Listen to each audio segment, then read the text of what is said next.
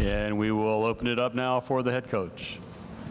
Go to our right, first row. Coach Dan Tortora, wakeupcalldt.com. Just what you could say about the offense in the hands of Ryan Willis, your thoughts on him and his leadership, as well as maybe some of those weapons that will be stepping up here, hopefully in the fall. Well, we'll see how it all plays out through fall camp.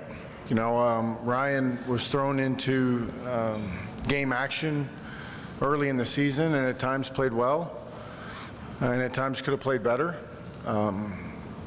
You know, the key for us, I think, is to continue to evaluate that whole position. We have some young guys that have been working incredibly hard too, so we'll see how they do through fall camp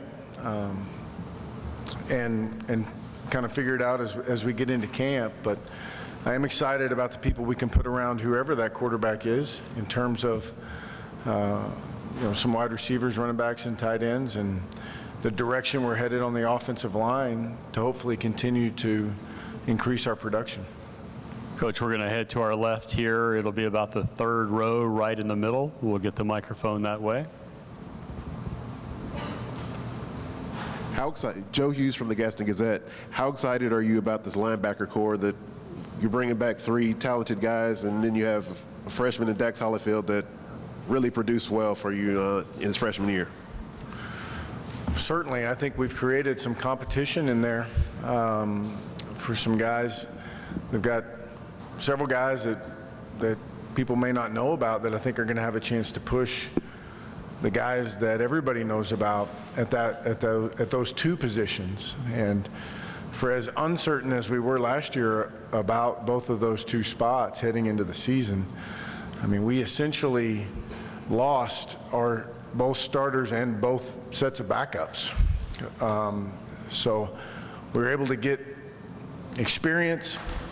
Experience is great, but it doesn't automatically mean you'll have success the next time around. And I've been really pleased with the level of commitment from that room, and improvement, leadership, and trying to influence others in a positive manner. So we're awfully excited about that position unit moving forward. Coach, from the podium, we had one of our head coaches yesterday talk about the rhythm of the coaching staff before practice actually begins and how they meet intensely for 5 straight days, 8 hours a day. Take us behind the curtain a little bit with you and your staff. How do you guys handle preparations before the kids hit the field for the first time? Well, we get quite a bit of it done before vacation time. You know, the July months, essentially, early in July is vacation. So I give the practice plans out to the coordinators well before that. The entire schedule is laid out for them so they can work as far ahead as they'd like. We spend some of the summer months preparing for our first couple opponents.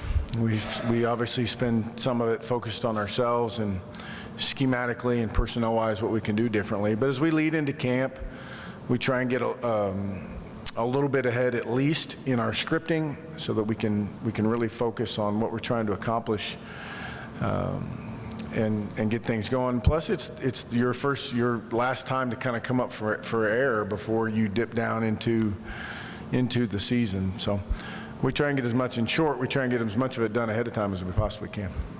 Back to the right with Dan in the first row. Coach, your 3 seasons that you've had at Virginia Tech, just what you can say your major takeaways have been, and you know, just kind of looking in the mirror for yourself as a coach, what you've seen and kind of what you've learned as you move forward. Yeah, it's such a unique situation in terms of what we inherited, and following a Hall of Fame coach and continuing to try and build on that legacy and all that's been accomplished at Virginia Tech. And I've never felt better about the direction and the purpose that we all have moving forward with this program. If there's one thing I think we do well is evaluate, self-evaluate, you know, as coaches, as players, in terms of how can we do things differently, how can we do things better, how can we be more efficient in our protocols, what can we do to help our kids play at a higher level. And This year, like many other years before it, we've kind of had an exhaustive search through all those sorts of things, and really kind of enjoyed that process, and maybe included some more input from some of our young people, maybe more than we have in the past, which I think has been good, to continue to build and move this program forward. Coach, we'll bring it back to the left side in the first row here at the end.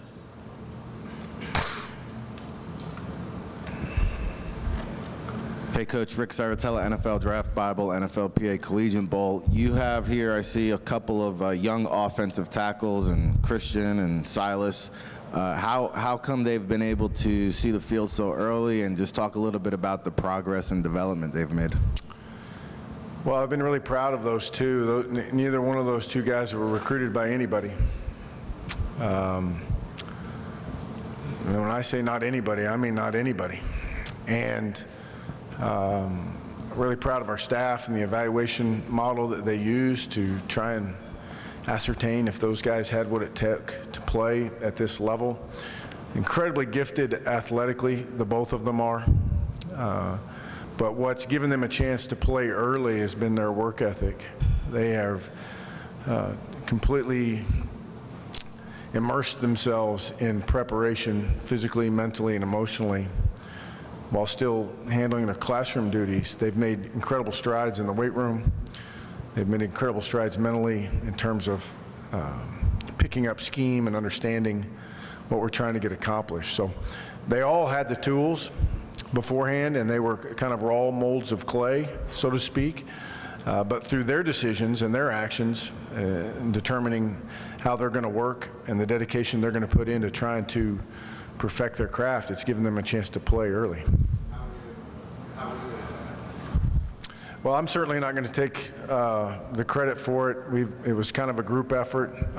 They were both unique situations. Silas was a 240-pound kid that won the regional slam dunk competition, and but really we really felt like had the frame to grow and prosper and become a big, large human being that he is now.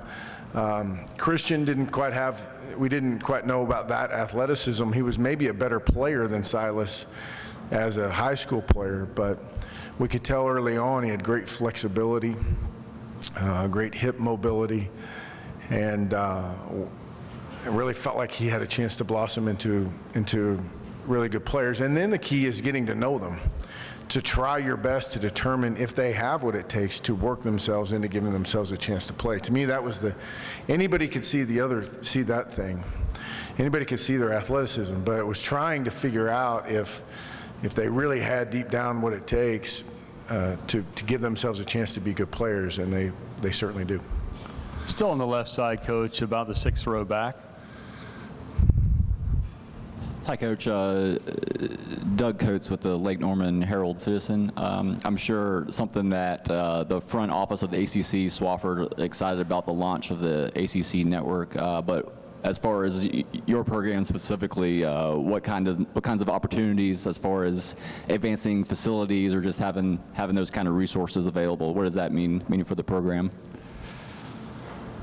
Well, I think it's probably much more complex than the way I'm about to present it, but we have several projects, facility projects underway, not just in football, but in several sports, and those can't be the end of what we're doing. It's a continuous battle to continue to improve. So there's obviously a financial side of the network that's going to be beneficial. I think if you take a step back and think about what this league has been able to accomplish under the current revenue situation and where we rank, and start to think about what we can accomplish when those numbers begin to increase, I think it's a pretty scary sight for other people.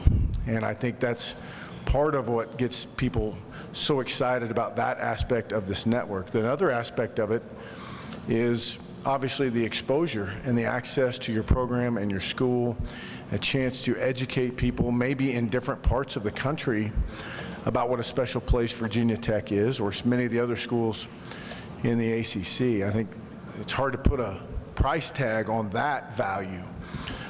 So, you know, those to me, there's many more, I'm sure, but those to me are the two major aspects of the network moving forward. We have so many great stories to tell. When I say we, I don't mean the Virginia Tech, I mean everybody. And even if you took football and basketball out of it and start thinking about the Olympic sports and all the great athletes that have come through this league through the years, and how really neat it would be to hear those stories alone, I think are pretty special. Not to mention when you start to delve into the football and basketball history of this league. So I'm excited to watch it. I'm excited to see the product that we put out there and get to learn, educate myself on some of the stories I may not know about. Coach left side, first row. Coach Steve Reed from the Associated Press. Will Ryan Willis be your starting quarterback? In any word on the transfers, Hoffman and Burmeister? Any update on that? We'll see if Ryan's a starter. You know, part of that deal is I have guys on our roster, one of whom you alluded to that I don't know, that plays quarterback, that I don't know yet if he's going to be eligible or not. I have promised those guys opportunities to compete for the job, so I don't think it would be wise of me to close the job before I know who's eligible to compete for it. You know, so in short, we'll see how that all shakes out. I have not heard on either one of our two transfers, Braxton or Brock. I hope to hear in the near future.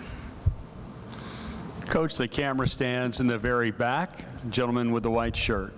Hi, Coach. Dave Walls from WSET in Lynchburg. You talked about self-evaluation. Your first two games, Boston College and Old Dominion, two of your more disappointing losses from last season. When you reflect on those games in particular, what lessons can you and your players learn to improve on those performances? Well, I mean, I don't, you know, I think our lessons, you know, certainly there's individual lessons from individual games, but you know, there's an element of learning from the entire season and the entire process. You know, there's two ways to look at it, and I think they're both correct. One, we certainly understand what's expected at Virginia Tech. We don't shy away from those expectations, and we dedicate ourselves every day to living up to those. We also know that last year was not good enough. But there's also an element of pride in what our kids did accomplish when faced with a tremendous amount of adversity.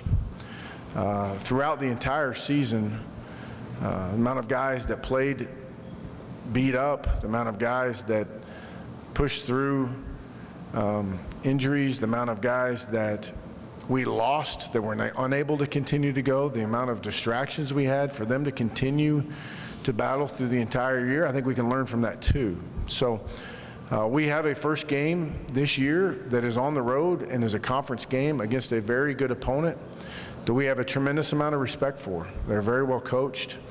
They have a clear identity and mission in what they're trying to accomplish. And we'll have to prepare and play very well to have a chance. And we're looking forward to that opportunity. You know, I think there is a level of hunger and eagerness on our team to get back out there and try to rewrite the script or redefine our identity from a year ago. Coach, from the podium, as you build a program, you obviously have a certain set of characteristics about your program. But every year, the team has its own different personality. When do you identify what that particular personality is? Is it during preseason? Is it by the first open date? When is it?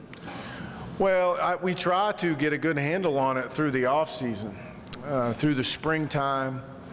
You know, the thing is, you have guys join your team. You don't have a complete team in the spring. You have guys join your team in the summer, heading into fall camp, which I think adds to it. But you try to get a good pulse, or your finger at least on the pulse of the squad throughout winter conditioning, spring ball, and ultimately the summertime. And then as you go through camp, I think you begin to fine tune it. So I guess if you start with a broad-based canvas, when you come back from Christmas break, you try to narrow it down as the season goes along, and then really get down to the details in fall camp. Other questions for Coach from the floor? Coach, I am interested on a note of levity. We will celebrate the 50th anniversary of the moon landing on Saturday. Would you have any interest in ever going into space or landing on the moon yourself? No, I'm good on Earth, if that's all right. I've never been asked that question before, though. I appreciate that.